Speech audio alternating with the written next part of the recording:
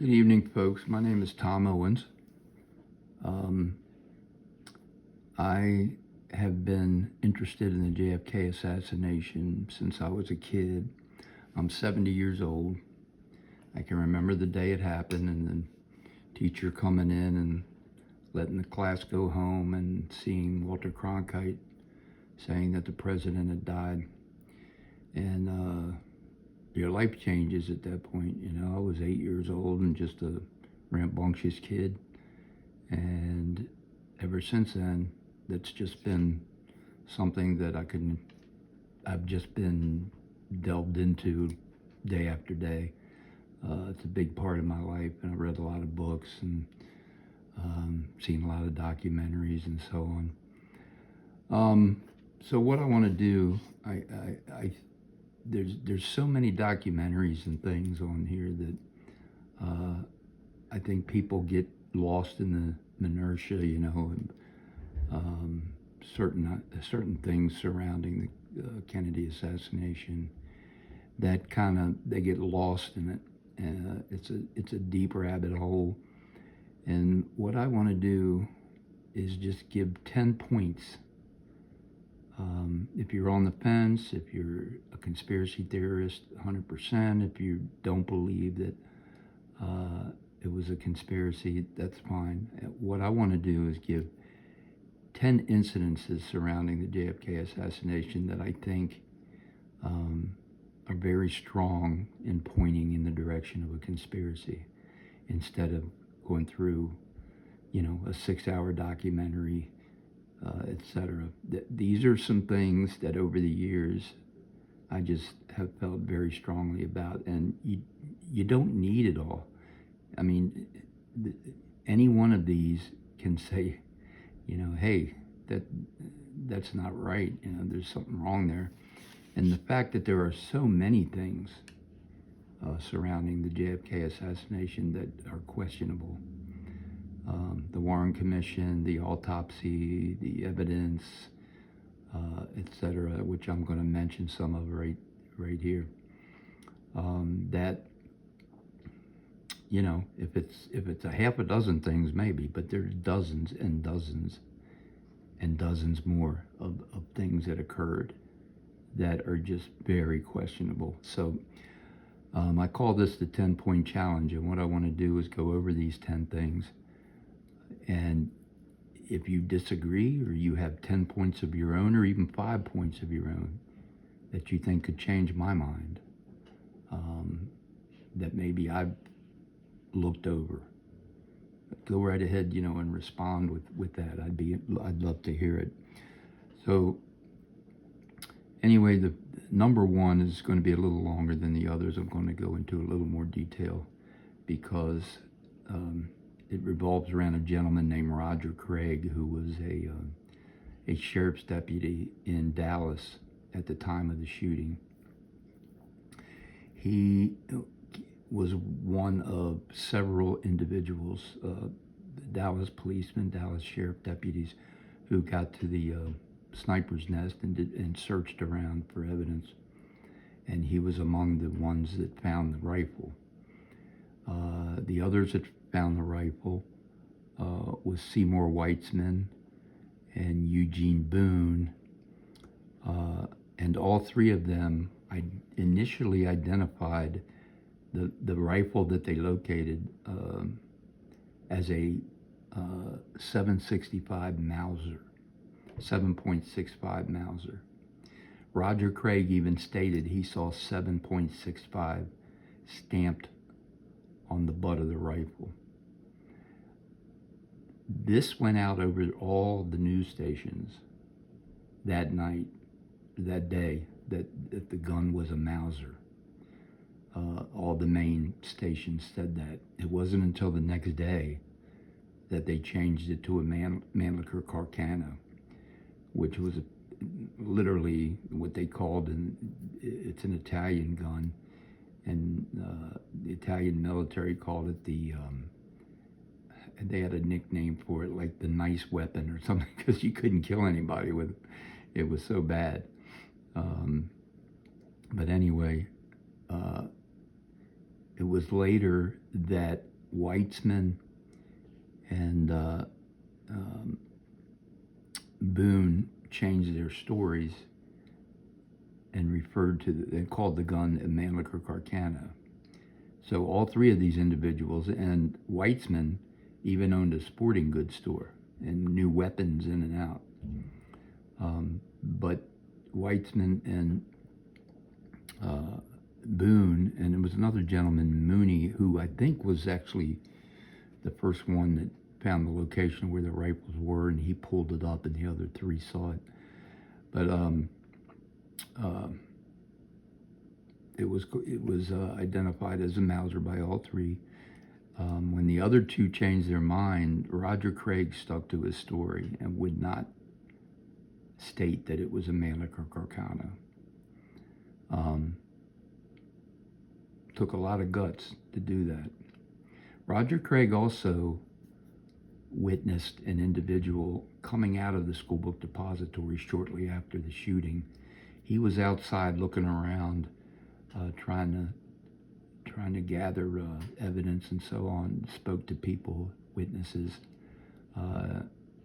and he saw someone coming out of the school book depository shortly after the shooting get into a car that was driven by what he said was a dark-skinned male, and the car drove away, and it was a station wagon. He later reported this to the captain, the Dallas police captain. Do I have the name? I have his name somewhere. Let me see if I have it here.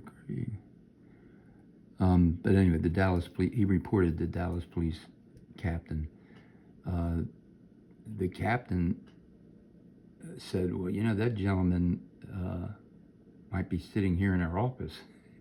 And Craig went up to the office, and sure enough, he identified Oswald as a gentleman he saw get into the car earlier. And nothing ever came of that. They interviewed Oswald, and I won't get into too much here, but they interviewed Oswald.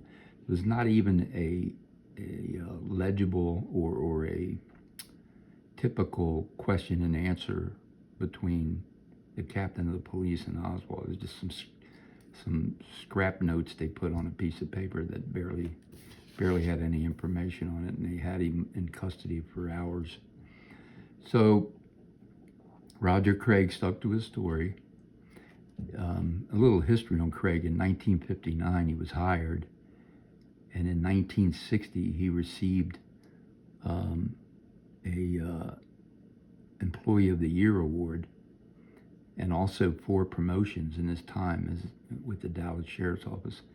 And in 1965, he was fired because he stuck to his story. I mean, I don't know 100%, but it sounds like he had a pretty good career going. And because he didn't change his mind, at least this is my opinion, you can make your own assumptions, but because he didn't change his mind, he was let go of the Dallas Police Sheriff's Department. In following years, there were attempts on his life. He was shot at. There was a bomb placed in his car that went off and luckily didn't kill him. And he had a car accident, which his brakes went out rounding a corner on a mountain, and rolled down the mountain. It was amazing it didn't kill him, but it broke his back and basically put him on disability. In 1975, he was shot in the chest by a .22 rifle, and it was called suicide, even though he owned several pistols. So you make your own assumptions there. And I think that's about all I have to say on number 1. Let's see if there's any other notes I have here that I might want to say. No. Number 2 are the grassy knoll witnesses. In 1965, the New York Times stated that there were approximately 51 witnesses that stated that there was a shot from the grassy knoll. A few of the highlighted witnesses were Lee Bowers, who was in the tower in the railway area behind the picket fence, and said that he saw a flash in the corner, and he thought he saw a gentleman moving around conspicuously, let's put it that way. There was also people who said that Bowers was never told his full story. Like he was kind of hesitant to give more detail. Gene Hill, who was right there on the grassy knoll, and I think that's S.M. Holland, who was another individual who were witnesses that stated that the shots came from the grassy knoll, but there's 51, which is much more than the witnesses that stated that it came from the school book depository, although the Warren Commission decided pretty much on their own that that's where it came from. I mean, they gave no credence to the possibility that it came from the grassy knoll. Number 3, evidence that was lost. Obviously, the biggest and one of the most important items that was lost was the president's brain. Now, had they kept that and gone back and studied it correctly, they could have gotten a lot more information about the entrance wound and so on. But the president's brain went missing. So that's questionable right there. They cleaned the car after the shooting, cleaned out the blood, cleaned out the brain matter, the skull fragments, etc., etc. There's some evidence that a bullet came through the window, but we'll never know that now, although there are pictures. But why would you, how could anybody that knows police matters and knows investigative matters, and this is a president, this isn't some wanderer who was shot on the street. This is a president of the United States, and they're destroying evidence. It's just ludicrous. I mean, you can't make this stuff up. That's number 3. Number 4 is the Harper fragment. There was a gentleman by the name of Billy Harper, who was a medical student, and he and a friend were walking around Daley Plaza the next day and found in the grass a large piece of skull that still had brain matter and blood on it. It was taken, he gave it to, I believe, his uncle first, and they took it to the Methodist Hospital there in Dallas. I believe it was in Dallas. And they said that it was a occipital bone, which is a bone from the rear of the skull. Okay, there were pictures taken of it. It was given to the Warren Commission and disappeared. And when they had the House Select Committee on Assassinations in 1977, they had photos, and they had 3 pathologists, by the way, look at this bone fragment, and 3 of them stated that it was an occipital bone. When they got to the House Select Committee on Assassinations, they only had pictures because it went missing, of course, and I don't know how many it was, but the pathologist at the House Select Committee on Assassinations said that it was not an occipital bone, that it was from the front and not the back. So there you go. Number 5, the autopsy. First of all, they moved the body out of Dallas, which was illegal. And if you Google that, it still says that's illegal to this day. Anytime there's a murder, the autopsy has to be done in the town where the murder took place. But they moved it. They moved the body. And who at Bethesda Naval Hospital did the autopsy? J.C. Humes, who was not a pathologist. He was head of the laboratories, the Navy director of laboratories at Bethesda Naval Hospital, and was not a certified pathologist. Had never done any type of autopsy on a brain injury, a bullet to the brain. Never done one. And this is the President of the United States. And on top of that, he burned his notes because he stated that he didn't want it to be a terrible attraction for people interested or people who wanted to see the autopsy, blah, blah, blah. The President of the United States, he's making that decision on his own. Number 6 is the bone fragments in Connolly's wrist. Now, if you've ever seen the bullet that they claim, the magic bullet that went through Kennedy and into Connolly and went through half of his body before it ended up in his wrist, you'll see that there's very little that missing from the bullet itself that they claim is a bullet. I mean, I don't know if there's any missing. I've seen a bullet and it just looks like it's got some indentations in it. I don't see pieces missing, yet through the x-rays they did at the hospital, he had a lot of fragments in his wrist. Those were never taken out.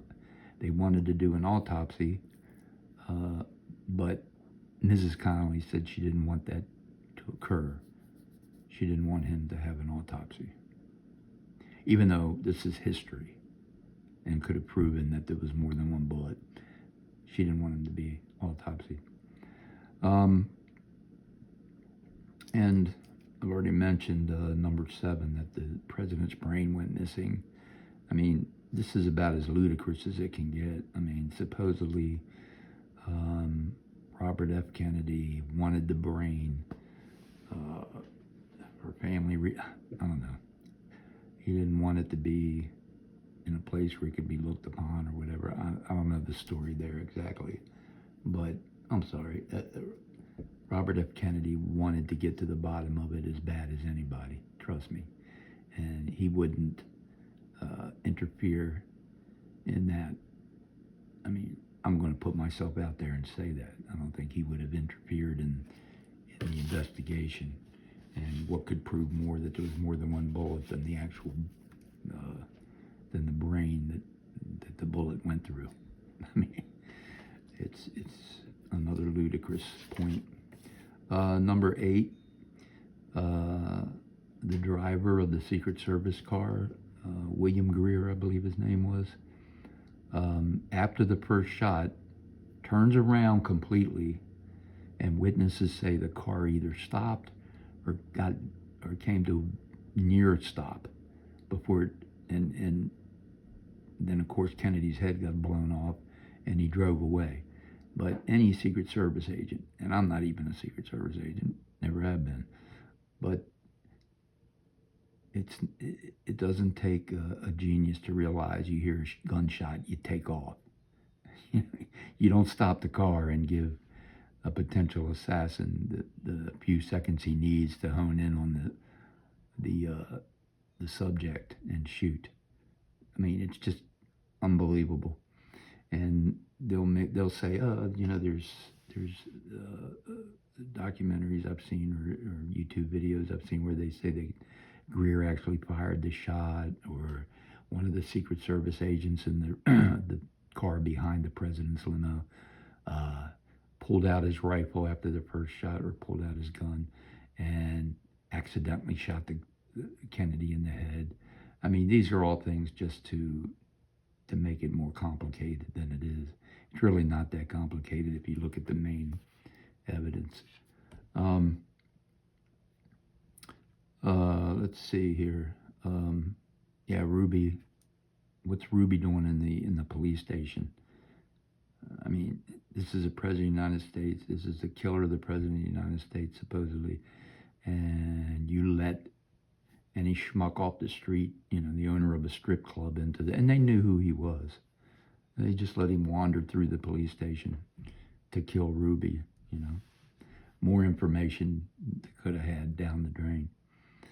And Ruby, Dorothy Kilgallen, another part of Ruby I'll bring up, was I don't know if you know that name, Kilgallen.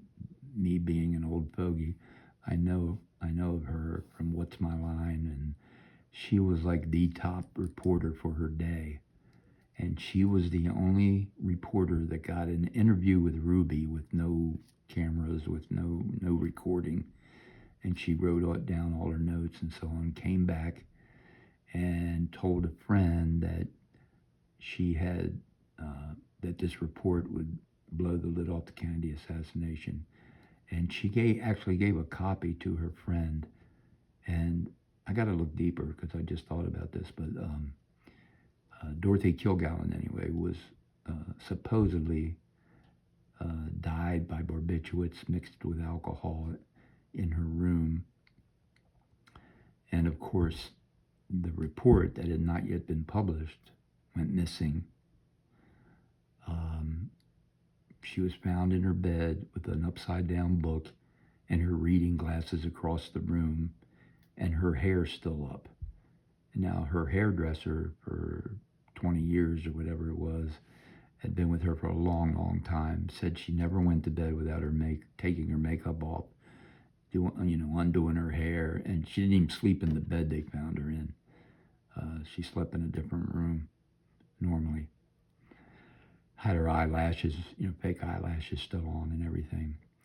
And the report was never found, and she gave a copy to a friend, and they never found it with her. And if I'm not mistaken, her friend also ended up dying mysteriously, but I'm going to look into that. And number 10 is the Alan Dulles story. And I don't even hear a lot about this. I don't see a lot, but to me, it's fascinating. Alan Dulles was the head of the CIA, and after the Bay of Pigs, which Alan Dulles set up and tried to con JFK into supplying air coverage for the freedom fighters that were going to take Castro out.